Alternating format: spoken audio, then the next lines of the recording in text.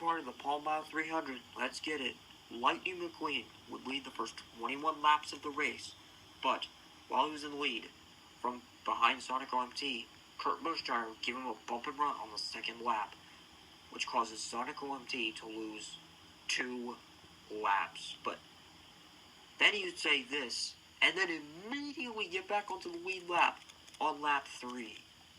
That doesn't make any sense. How did he do that? And his brother Sonic EXE would hit the wall when he tried to wreck Kurt Busch that same lap. Chick Hicks would also shove Dale Earnhardt Jr. on lap 19. Then Lucas 95 would take the lead from Lightning McQueen and lead for 61 laps before I would take the lead from him and lead all the way into lap 134. And then Chick Hicks, 2 laps earlier before I lost the lead, would cause a crash that eliminated 5 cars, including Johnny Blamer, but Jamie McCarty would dodge this wreck. Tony Gasworth would take the lead for me on lap 134 and lead until lap 159, but 10 laps after taking the lead, Todd Marcus would start a crash that eliminated these 3 cars on lap 144, and then the King would take the lead and lead for 30 laps, but during his time to lead, Ken Schrader would wreck his rival on lap 172. Sonic EXE would then take the lead from the King on lap 189 and lead until the 200 lap with 100 laps to go. But then on lap 195, Jeff Burton would jump over Sonic EXE and have a 20-second lead. But after those 20 seconds were up, Sonic EXE would take back the lead. Chick Hicks would bump Lightning McQueen on lap 198. And Winford Bradford Rutherford would take the lead and lead for 10 laps. But during his time in the lead, Roy Clutchman would get wrecked by Todd Marcus on lap 205. And then Elliott Draftel would take the lead from Winford Bradford Rutherford on lap 210 and lead until lap 218 before Claude Scruggs would take the lead from him and lead all the way until lap 231, where he would lose the lead to Kevin Shiftwright, who would lead all the way until lap 248 before he'd lose the lead to Kyle Busch-Dyer, who would lead until lap 250 with 50 laps to go before Harvey Traxon would take the lead, leading until lap 258, where Lightning McQueen would be back in the lead. He would lead all the way until lap 261, where Kevin Shiftwright would take the lead again, and lead until lap 268.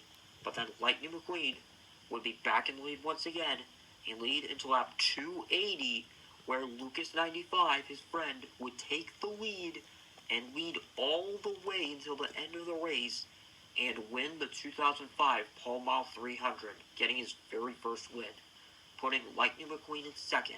King would finish third, Chick Hicks fourth, despite the fact I don't think he led any laps this race, did he?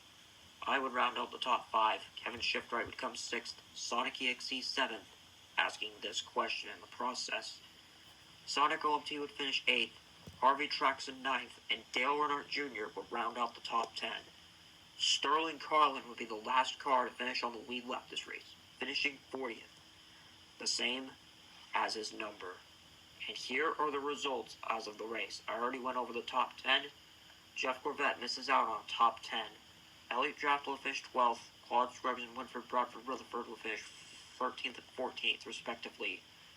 Rutherford finishes 14th in his first race of the season, and Jeff Burton, the jumper, rounds out the top 15, managing to beat Greg Candyman and Misty Motocross in doing so. Jeremy Carfield and Tony Gasworth both finish one position out of their numbers, 19th and 20th, and Mark Carden will round out the top 20, beating out Hollings to do so. Ken Schrader finishes 22nd this race, and Greg People finished 23rd, Jamie McCarty 24th, and Floyd Mulvihill would round out the top 25 in his first race of his rookie year, beating out another rookie, Carl Edwards. Kevin Garvick finishes 27th this race. Todd Marcus, who wrecked a few cars this race, would finish 28th. Casey Years will finish 29th, and Ernie Garrison will round out the top 30, beating out his teammate, Kurt Busch-Dyer. Right behind them is Brian Vickers in 32nd, Casey Corner in 33rd, Dale Carr in 34th, and Ricky Sludd will round out the top 35, beating out another Rush racer, or a racer from Rush Racing, Matt Cardiff in 36th. Rusty Wheelhouse was finished 37th, Cal Busch finished 38th, 7 positions behind his older brother. Dave Blaney will be the second to last racer to finish this race. And the last one in general would be Sterling Carlin.